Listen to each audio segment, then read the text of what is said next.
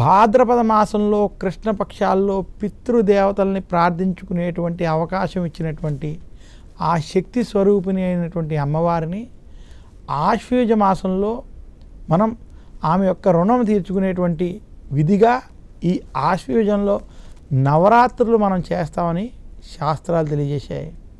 ఇదే కాకుండా యమధర్మరాజు యొక్క కోరలు సంవత్సరంలో 2 సార్లు బయటకు ఉంటాయని, ఆ 2 సందర్భాల్లో మనకి అనారోగ్య సమస్యలు ఉంటాయి. విశేషంగా అనారోగ్యాన్ని ప్రబలించేటువంటి క్రిమికీటకాలు ఈ సమయంలో అధికంగా వ్యాప్తి చెంది ఉంటాయని మనకి శాస్త్రాలు తెలియజేశాయి.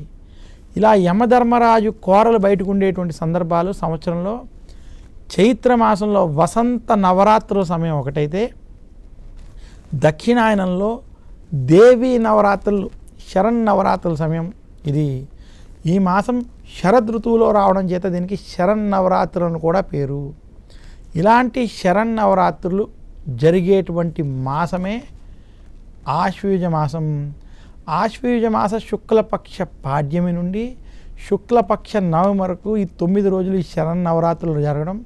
ఇక ఆశ్వయుజ మాసంలో 10వ రోజు విజయదశమి. ఇది చాలా విశేషమైనటువంటి రోజు.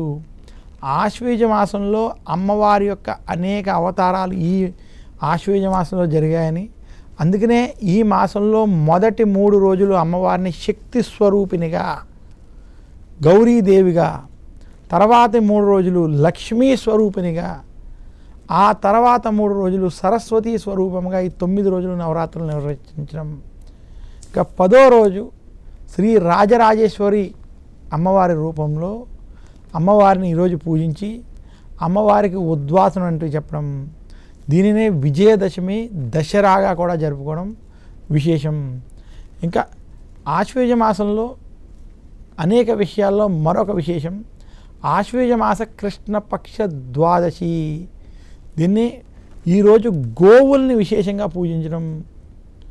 ఈ గోవుల్ని ఈరోజు పూజించినటువంటి వారికి, గోవులకి పసుపు కుంకుమ పెట్టి వాళ్ళని ప్రార్థించినటువంటి వారికి ఆ గోమాత యొక్క అనుగ్రహం చేత పాపాలు హరిస్తాయని శాస్త్రాలు తెలియజేశాయి. ఆశ్వయుజ మాసంలో ఆఖరి 3 రోజులైనటువంటి ఆశ్వయుజ మాస కృష్ణపక్ష త్రయోదశి ఏదైతే ఉందో దీన్ని ధనత్రయోదశిగా చెప్పబడింది. ఈ ధనత్రయోదశి రోజు పాల సముద్రం నుంచి లక్ష్మీదేవి ఉద్భవించినట్టుగా మనకి ఆశ్వయుజ మాస వైశిష్ట్యం చెబుతుంది. ఆశ్వయుజ మాసంలో ఆఖరి 3 రోజులు ప్రదోష కాలంలో